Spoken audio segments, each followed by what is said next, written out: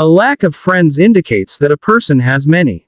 When a man who had no friends was asked why this happened, he responded, "Friendship is like a diamond, it's rare, expensive, and there are a lot of fakes. If you made one mistake, then a second, and a third, at some point you would say, there are no real diamonds in the world. There are only fakes." And another man added, "A friend is a person to be valued and treasured, but unfortunately there are rarely any friends in life you can really value."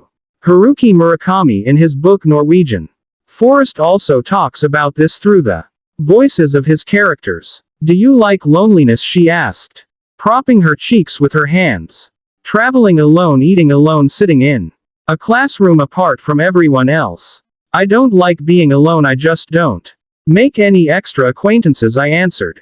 "I don't want to be disappointed in people." There's a wonderful and sad parable about the friendship of a boy and an apple tree, and it's useful for everyone to know it, those who do not have friends, and those who have them, why have a. Listen and answer the question for yourself. The little boy became friends with the apple tree in the forest. He often came to it, swung on its branches, ate the apples it gave him, made wreaths of the leaves, and imagined himself a real king of the forest. On a hot day when he got tired of playing, the apple tree would shelter him from the sun, and the boy would fall asleep in its shade, and the apple tree had faith in an honest and sincere friendship. Time passed, the boy grew up and began to visit the friend more rarely. He had new friends and new interests, but sometimes he still visited the apple tree. One day, he came to it again, and the tree saw that he was very upset.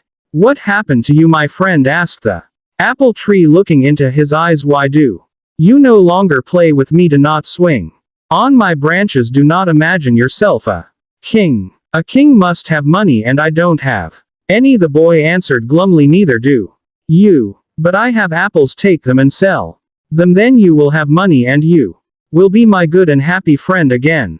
The boy plucked the apples, took them away with him, and sold them, but he did not return to the apple tree, and it waited a long time for him, looking at the road where he always came to it.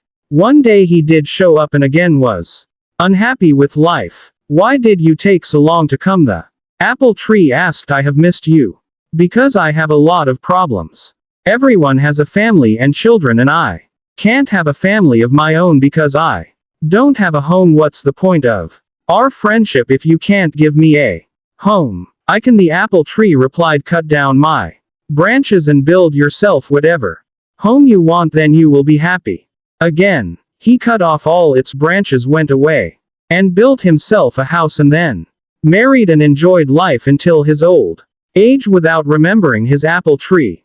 But one day he came back to it, and again, instead of the joy of seeing it, he complained about life. "I'm sick of everything. I want to sail away somewhere so I don't have to see anyone. I need a boat, but I don't know where to get one." The apple tree was silent, looking at his friend sadly, but the man took out his axe, and swinging it several times, he cut down its trunk to make a boat out of it.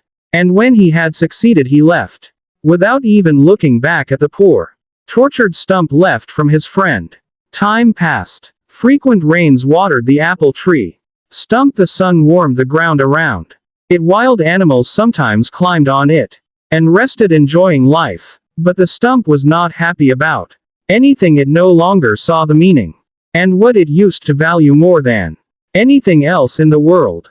But the world did not cease to exist, and one day the stump released a little green sprout from its soul, which quickly turned into a young, beautiful apple tree, full of strength. It began to live and again learn to enjoy every new day. But one day a little boy came to it and said, "Hi, let's be friends." The apple tree trembled with all its branches, but did not answer him. It no longer believed in honest and sincere friendship. George Carlin, American stand-up comedian, actor, writer, screenwriter, and producer, once said, "Inside every cynical person is a disappointed idealist who knows maybe he used to be such an apple tree for someone too." In The Vampire Diaries, Damon Salvatore says the hardest thing is getting over people who have brought only pain and disappointment. will argue with him. The hardest thing is to forget such friends. And if you know someone who has no friends, don't rush to condemn them. That